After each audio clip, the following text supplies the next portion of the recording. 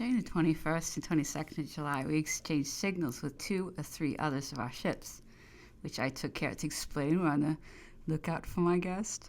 And he seemed by this time pretty well convinced that an attempt to elude our cruisers would have been fruitless.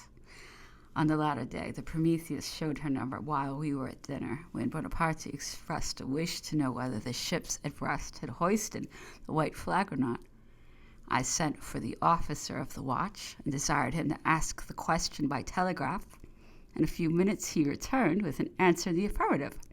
Bonaparte made no remark upon this information, but asked with apparent indifference how the question and answer had been conveyed, and when I explained it to him, he approved highly of the usefulness of the invention. During meals he always entered very freely and familiarly into conversation with those about him, addressing himself frequently to Las Casas and me, asking many questions about the manners, customs, and laws of the English, often repeating the observation he had made on first coming on board, that he must gain all the information possible on those subjects and conform himself to them, as he should probably end his life among that people. Mr. Las Casas, it appears, had emigrated from France early in the Revolution and remained in England until the Peace of Amiens, when he was allowed to return to his own country. Sunday, the 23rd of July, we passed very near to Ushant. The day was fine, and Bonaparte remained upon deck great part of the morning. He cast many a melancholy look at the coast of France, but made few observations on it. He asked several questions about the coast of England, whether it was safe to approach, its distance, and the part we were likely to make. About 8 in the evening, the high land of Dartmoor was discovered. When I went into the cabin and told him of it, I found him in a flannel dressing gown, nearly undressed, and prepared to go to bed. He put on his great coat, came out upon deck, and remained some time looking at the land, asking its distance from Torbay and the probable time of our arrival there.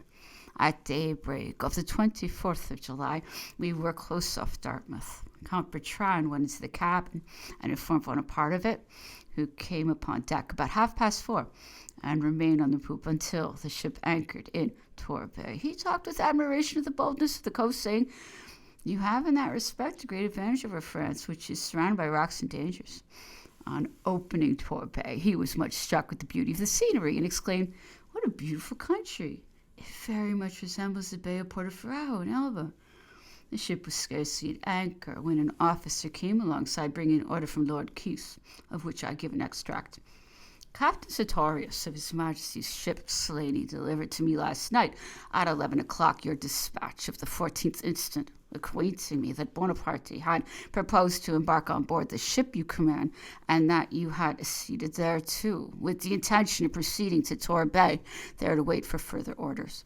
I lost no time in forwarding your letter by Captain Sartorius to the Lords Commissioners of the Admiralty, in order that the Lordships might, through him, be acquainted with every circumstance that had occurred on the occasion of so much importance, and you may expect orders from their Lordships for your further guidance. You are to remain at Torbay until you receive such orders, and in the meantime, in addition to the directions already in your possession, you are most positively ordered to prevent every person whatever from coming on board the ship you command, except the officers and men who compose her crew, nor is any person whatever, whether in His Majesty's service or not, who does not belong to the ship, to be suffered to come on board, either for the purpose of visiting the officers or on any pretense whatever, without express permission from either the Lords Commissioners, the Admiralty, or from me.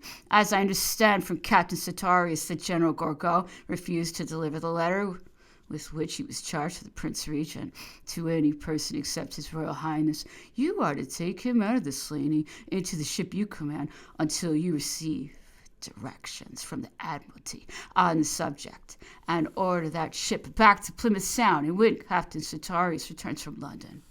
Along with the above order, I received a letter from Lord Keith, of which I give some extracts. You will perceive by the newspapers that the intelligence had reached London before Captain Sartorius, owing to his long passage.